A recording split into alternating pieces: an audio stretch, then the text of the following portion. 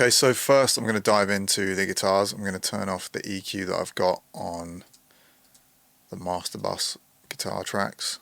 Now, I've probably got way too many guitar tracks here, but I couldn't help myself.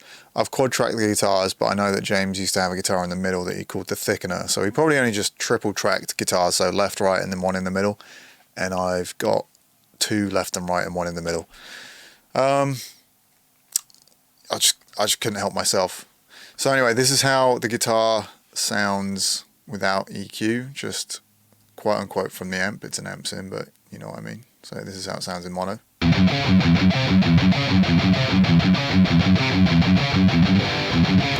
And I am using my plugin, and I'm using the rectifier. Now, this amp wasn't out when they were doing the Black Album. I guess it was like a Mark IV, Mark III or something.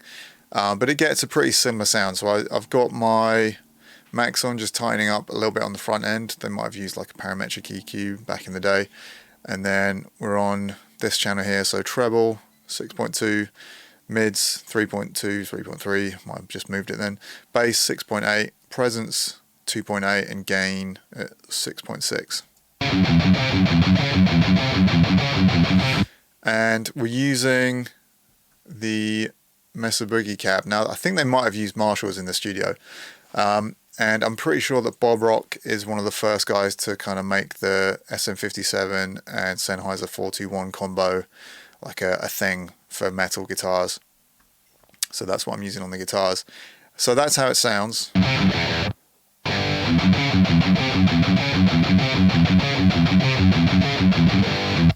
And all the guitars are the same, just the main ones, and then the quad tracks are a little bit quieter, I think 6.89 as opposed to 4.7, and the thickener is much quieter, like -8 dB.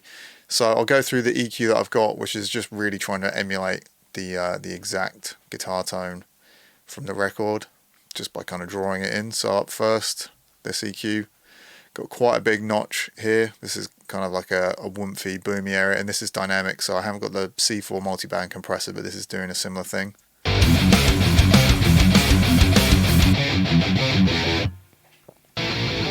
And scooping out this kind of area was pretty common, like in the 90s, early 90s, late 80s, kind of more scoop sounding metal guitar tones.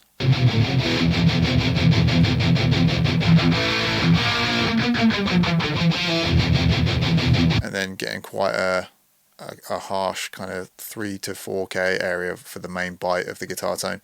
So this area was quite whistly.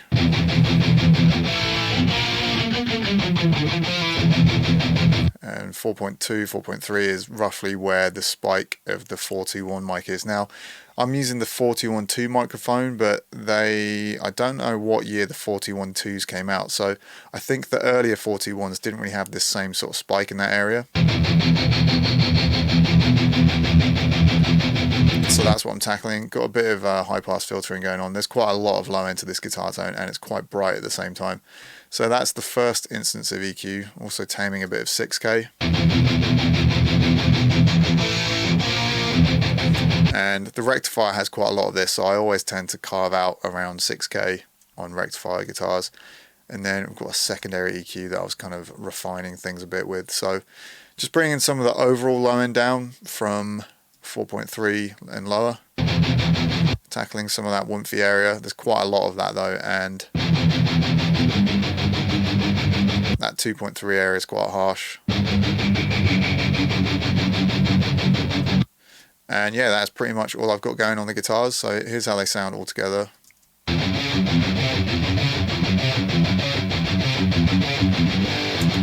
Bass, I'm using a plugin, Submission Audio, the Euro bass.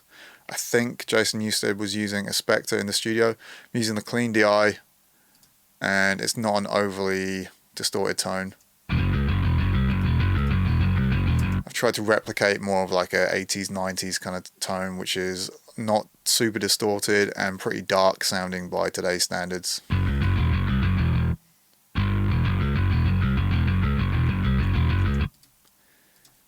Cool, and then the drums.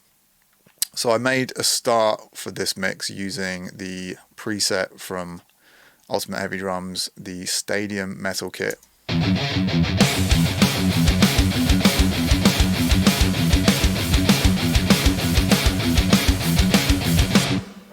So in terms of the overall sound for this drum mix, the snare, well, all the drums are super bright. There's a ton of brightness on the cymbals. I've got some brightness added to the hi-hats here on the tilt EQ. Same for the overheads, like these 3 crash cymbals, sorry. Even more brightness added on the overhead hi-hat mic. And the kick, adding some brightness to it as well. I've gone for this Yamaha 24 kick drum. Very roomy tom sounds. The room mic's turned up quite a bit here. And got a fair bit of reverb. Got a little bit of reverb on the kick as well. Not something that I commonly do, but was a bit more common back in the day. And I've actually pitched the snare down a little bit here. So this is quite a sort of mid-range snare. But there's something about the aesthetic of it that pitching it down just kind of to a fat pitch, but maintaining the sort of EQ curve that is naturally on that snare, the way we had it tuned and everything in the studio, just kind of worked well to replicate that kind of Black Album crack. I also had to play with a different snare, so I loaded up the bell brass, the lower tuning. I'm going to put the pitch up just a little bit, and we can hear how that one sounds.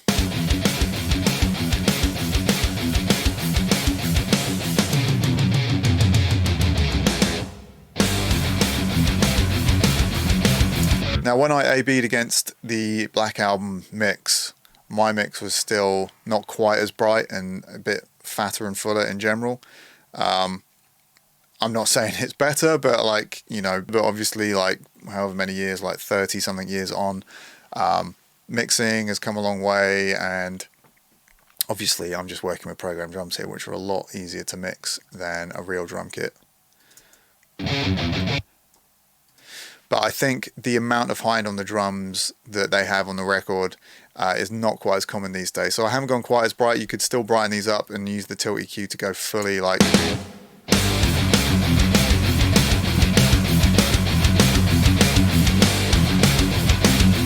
brighten up the hi-hats even more.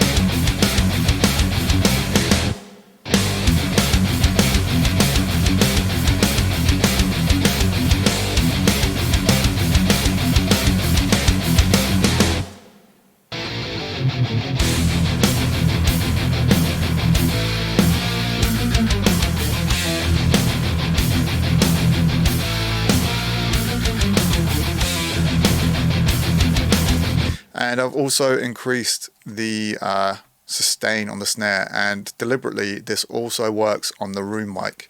So the studio that we recorded these drum samples in, Middle Farm, has a great drum room, a really good size. But to emulate an even bigger, more kind of like warehousey drum sound, or just a bigger studio, if you increase the sustain, which will increase the sustain on the close mic as well as the room mic and the overhead, it will kind of change the sound of the room mic to give you like a bigger room sound. I'll show you what I mean just by soloing just that sample. I mean, it's just mainly adding like more sustain, as I said.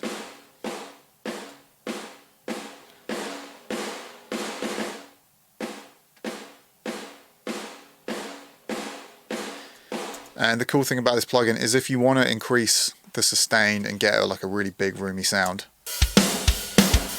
but you feel like it's adding too much sustain to your close mic, you can use the envelope filter here to kind of control the sustain and release. So you could have like the room mic sounding as it is, with all that sustain added to make it sound like a bigger room, and your close mic you can go... I mean, that sounds ridiculous, but just to show you, you can sort of balance it out.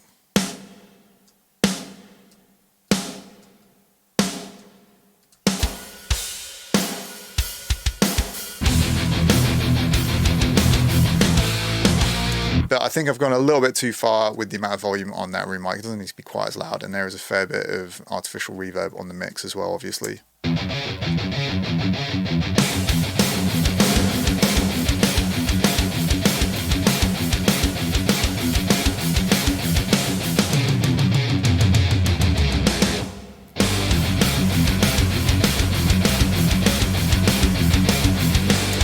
So that's how I kind of tried to emulate that mix. It's definitely not, you know, I'm not using like the exact same guitar amp, the same guitar cab. I think they probably just used Marshall cabs back in the day. So there's a lot of components here that will be different to the actual mix, but I think overall I got very close, even though I wasn't using, you know, the quote-unquote correct tools.